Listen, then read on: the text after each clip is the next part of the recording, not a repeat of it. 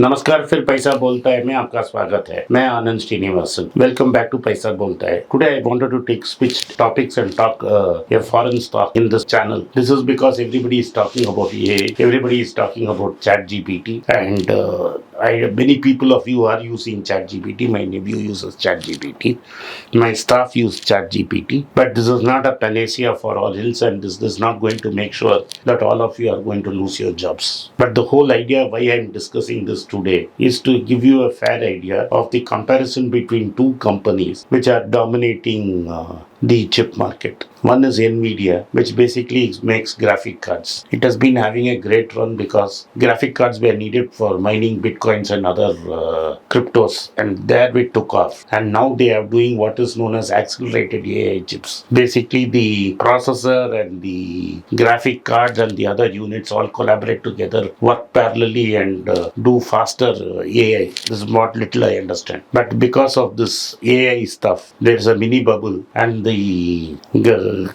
value of Nvidia has crossed 1 lakh 1 trillion. $1 trillion, 1 lakh crore dollars, that is $1 trillion.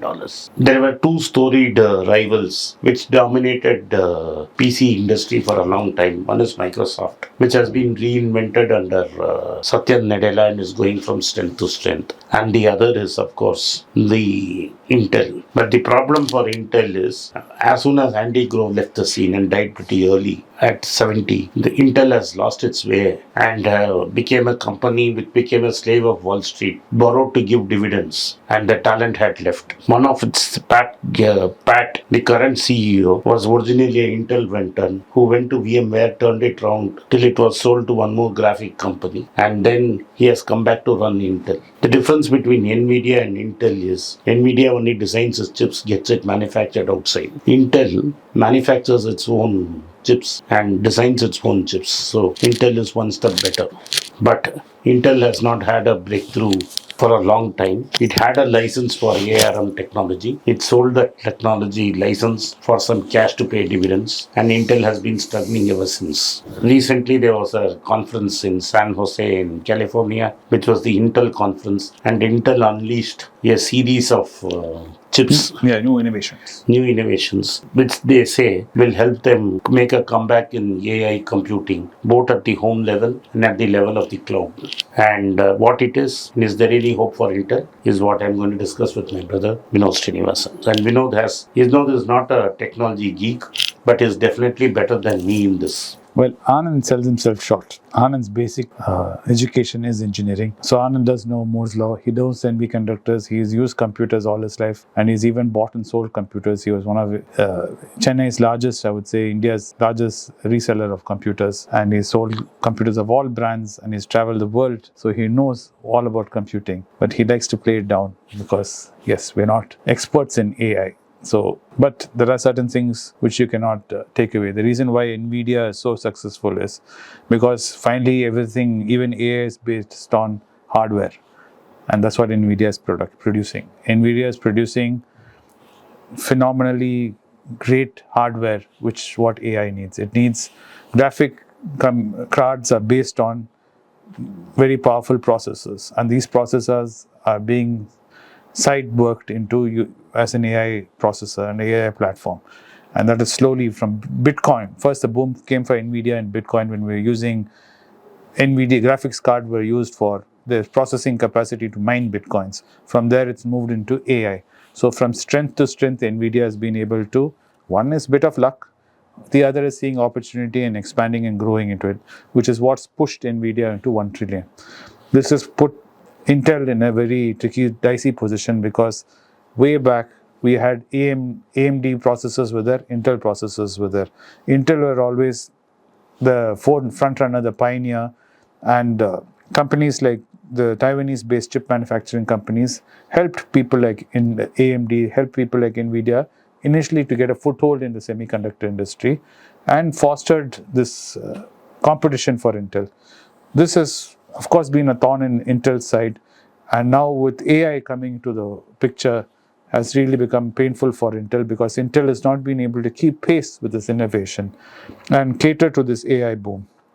This is where the new CEO, Pat Gelsinger, has come to say, he's termed this new term is called siliconomy. Siliconomy, he believes, is a future where this 574 billion industry is going to drive to a 8 trillion tech global economy, is what he feels.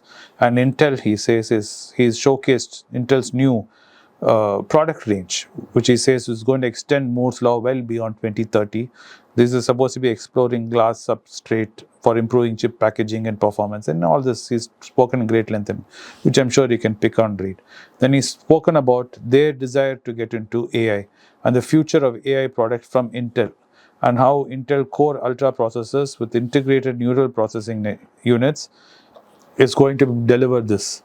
Why Intel needs to do this is because companies like Dell, Acer, all of them use Intel processors. So unless Intel is able to provide these products, all of them will start pivoting towards AMD or Nvidia, whomsoever is able to provide them the processing capacity to provide AI-based solutions for their products. So this is why Intel needs to get busy and needs to get cracking and deliver something. Yes, there is huge potential.